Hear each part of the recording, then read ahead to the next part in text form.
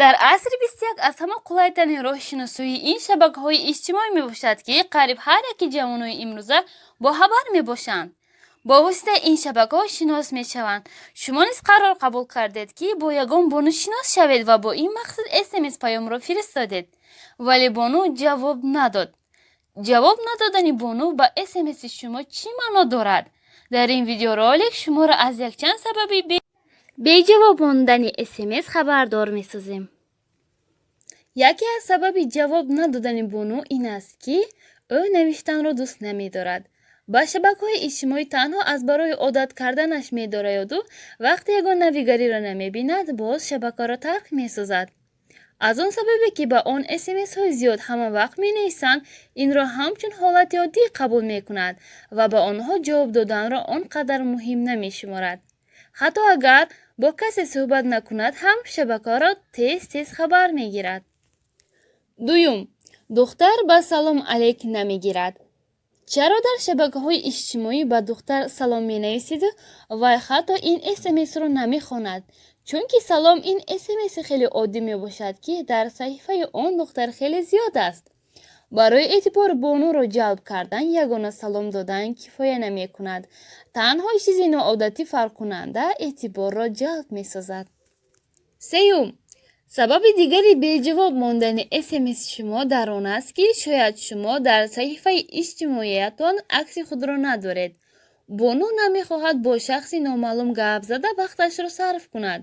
бисёри бонуҳо пеш аз оғози суҳбат бо ҷавон аввал акси он ва ба синни солаш аҳамият медиҳанд ва ҳатто метавонад ба шаҳри истиқоматкунандаи шумо аҳамият диҳад. шояд вай духтар мехоҳад танҳо бо ҳамшаҳри худ шинос шавад. чорум, баъди шиносоӣ бо духтар хуб суҳбат кардед, вай ба смсҳои шумо ҷавоб доду, аммо баъди гузаштани муддати муайян дигар нахост бо шумо суҳбатро идома диҳад. ин маънои онро дорад, ки вай аллакай хулосаи худро нисбати шумо баровард ва ӯ аниқ медонад, ки шумо шахси ҷустуҷӯ кардаи он нестед. албатта одамон дар интернет метавонанд дар бораи якдигар хулосаҳои нодуруст бароранд. баъзе инсонҳо дар интернет бемалол гап зананд ҳам дар ҳаёт шармгин мебошанд, ё ин ки баъзеҳо фикрҳояшонро бо тариқи смс баён карда наметавонанд. аз ҳамин сабаб ҳамавақт инро дар хотир нигоҳ доред, ки ҳеҷ шахс дар интернет бо қиёфаи аслии худ намоён намегардад. панҷум, ба навиштаҷотҳои худ бодиққат бошед. пеш аз равон кардани смс хатогиҳои имлогии он назар карда ҳаракат кунед, ки то матни шумо бехато бошад. масалан, ҳеҷ гоҳ номатонро бо ҳарфи хурд нанависед. хатогиҳои имлогӣ низ дар бораи шумо бисёр чизро ошкор месозад. шашум, чаро духтар аксашро равон намекунад? чунин ҳолатҳо мешавад, ки шумо аз бону аксашро металабед, вале ӯ аз шумо ранҷида дигар суҳбатро идома намедиҳад. чунки дар ақидаи бону интернет ҷои боваринок нест барои акси он, бо як акси оддӣ метавонанд духтарро таҳдид созанд. дар интернет мавҷуд будани аксашон барои баъзе бонувон ҳолати шармандаоварро ба хотир меорад ва акси худро на ба ҳама бовар мекунанд. вале барои мард дар интернет мавҷуд будани аксашон тарсовар нест. мардон аз равон кардани акси худ наметарсанд.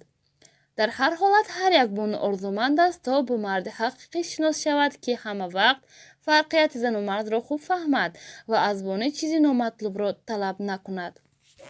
ҳафтум, агар бону тамоман ҷавоб надиҳад, метавонед баъзе смсҳои ҳаҷвӣ ё ноодатиро нависед. масалан, мегӯяд, ки қадами аввалинро мард мемонад. хайр рафтем, пагоҳ гурбачаҳоро мехӯронем. барои гурбачаҳо нон ва барои шумо шоколад мегирам. ҳузур, ин шӯхӣ аст. хайр, мефаҳмам, ки банд ҳастед ва ба ҳама ҷавоб дода наметавонед, вале ман низ он қадар вақти зиёд надорам. ҷавоби шумо хеле муҳим аст.